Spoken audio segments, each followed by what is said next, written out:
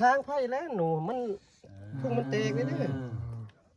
เป็นซอไอพอไปเอาเบ็ดเดี๋ยว เสียวให้แดด เป็นซอเห็ดมาได้ก่อนมาผี เด้ ไก่ ผ่าซองดวง มาผีไก่ไปเคยกินเน่ โอ้ย มาผีไก่ปลาคน ท่าน เราท่านเคยกินจะได้เคยกินตอนนี้แล้ว โอ้ย โอ้มาถึงกระดูกใส่น้ำเลยทุกคนเลยโอ้ บ้านเนี่ยประแหงสิดวนนี่แหละ ดวนใด เพิ่นนะผู้ดวนหันมาก่อนตลอด